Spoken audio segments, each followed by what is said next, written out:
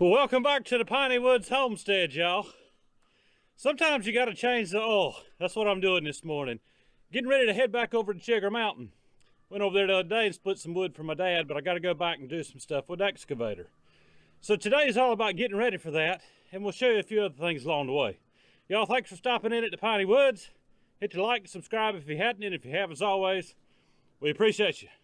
Time to get dirty.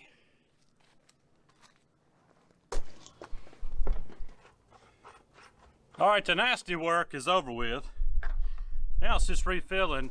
My old Chevrolet 3500 is the gas version, not the diesel. And it takes, I believe it's a 6.0 is what it is, but it takes 6 quarts. I use Mobile One. The thing has, I got 200 and almost 79,000 miles on this truck, y'all. But it holds 6 quarts of oil.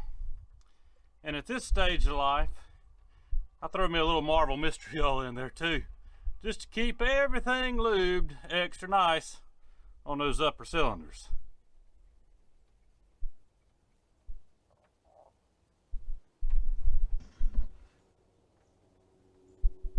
Y'all, growing up the way that I did in my family, 4 of us kids, Mama and Daddy farmed and worked public jobs.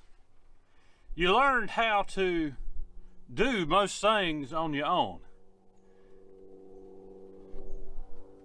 And when it comes to vehicles, I tell one of my brothers that I have now reached semi-pro master mechanic.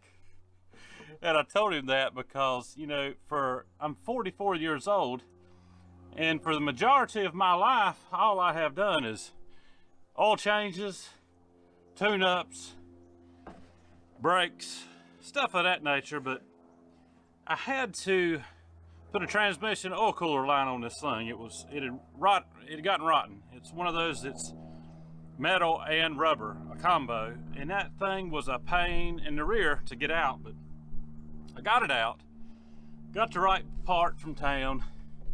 And I think, y'all, don't laugh at me, but I think it took me about 4 hours to get the old one out and the new one in. And then get my transmission fluid back right where it was supposed to be. But I probably saved some money doing that. The part was about $100 at the time when I did it. But it's good to know some of these skills too, y'all, so that you can do some simple things on your own, instead of requiring somebody else to do it for you. Maybe save a few dollars, or at the very least, even if you don't save any money, you know it's done to your standards.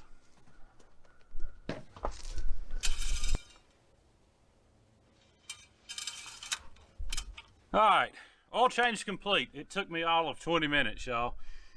That's why I like big 4-wheel drive trucks. You can just slide up under them and get the work done versus a little car SUV. But y'all, growing up, we learned how to do these things, and one of my brothers has always been extra handy when it comes to mechanical things. And so I learned most of these simple skills from him by being his gopher. And y'all, as time grew on and we moved off of a big farm and onto smaller acreages over the years, we still continued to do those same things that we had always done from childhood. And you just get better at it with time, the more experience that you get.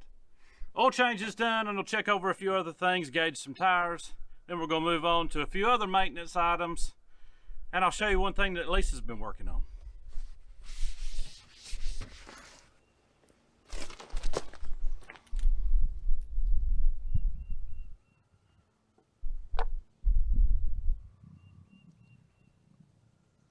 Y'all, I always like looking at my old oil when it's come out, and there's 3,500 miles on this oil. And the main reason I do it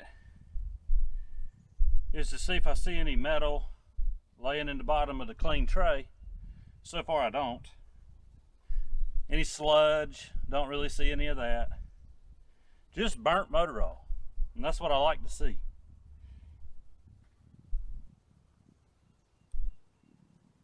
Plus, it's going to let me know how much oil I have used. And I already know that I have added a quart, or I'm sorry, I've added a half a quart in 3,500 miles.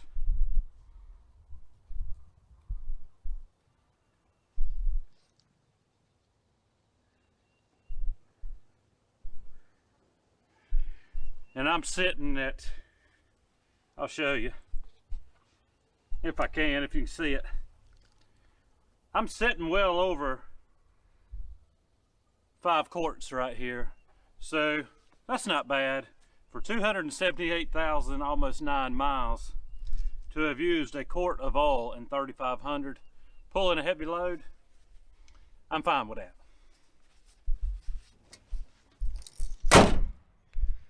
All right, the pick 'em up truck is serviced.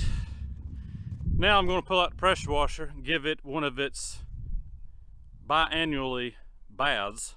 That's about how often I wash my truck, but I like to keep it looking halfway decent going up and down the road, because I'm advertising for myself, y'all. And that's if you're self-employed, especially. Keep your stuff looking halfway decent. It just looks better to the public that you're out there trying to provide a service to. I'm going to show y'all something that Lisa has in the kitchen. Probably just going to bring it out and show you, because y'all, she's working hard in there. But I'm going to show you what she's been working on real quick before I move on to anything else.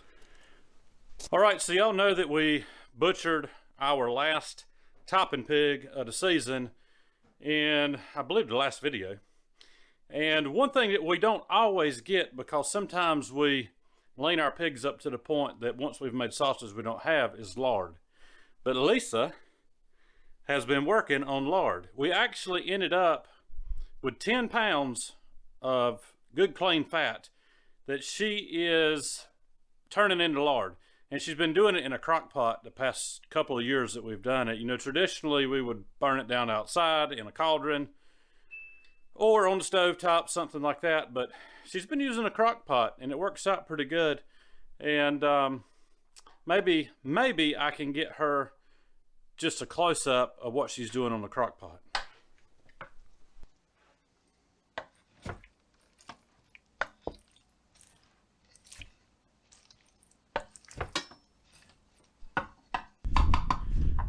So y'all, that's pretty neat, cooking down that lard in the crock pot. It works out really well, and you just put it on low and keep it stirring so you don't burn anything, just like you do outside if you're cooking over a fire, over wood or gas. All right, so that's pretty neat. Got some lard, about 10 pounds of it, hopefully, and that'll last us, y'all, for an entire year for making biscuits, pastries, things like that. Keeping our cast iron seasoned, we'll use it for that too. I'm gonna move on and get this truck pulled out and I'll wash it real quick, and then I'll hop on the excavator here in a little while, or Lisa is. Spin that housing around so I can get the swing bearing teeth greased good. It's about time for that again. And I'll get this thing loaded up today, y'all, and we'll be heading to Sugar Mountain tomorrow. So let's get back into it.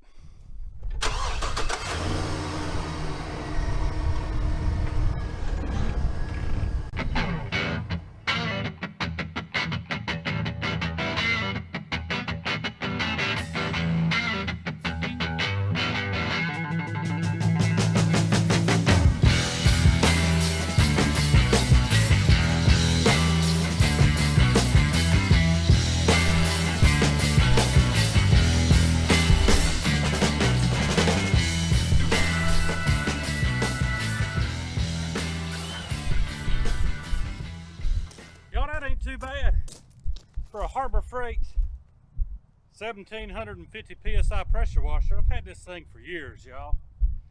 It takes a licking and just keeps on getting on, ticking.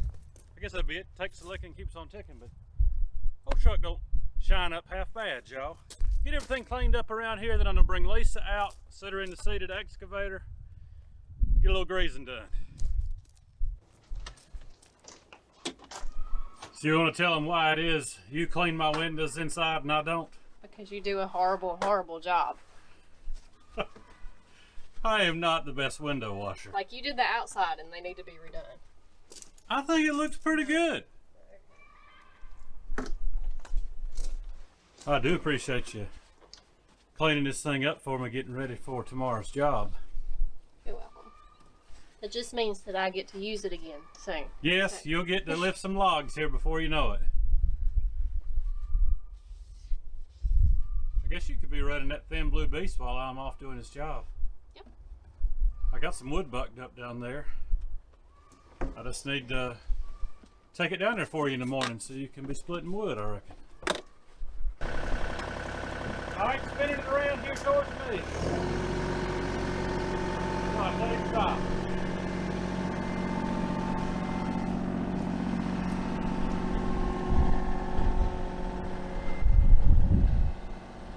Alright, hold right there.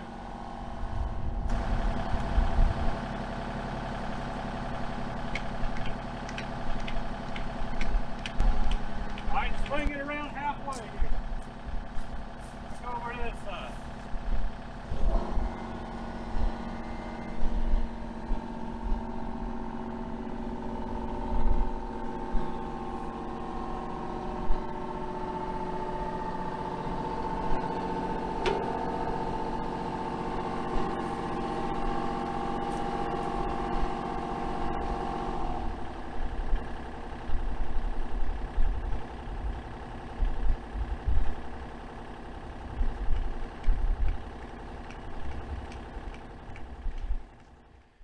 Well guys, that's gonna wrap it up for us today here at the Piney Woods Homestead. A little different kind of take on things, just kind of, I guess, behind the scenes stuff that we do, y'all.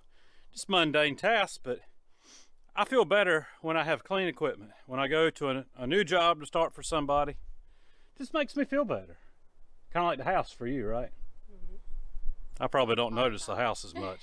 Huh? I sit around all the time with the house. Yeah. But guys, we appreciate you hanging out with us. We're gonna get equipment loaded up so I can head over to Sugar Mountain in the morning and do a project for them. Guys, have a good day, a great week. We'll see you on the next video.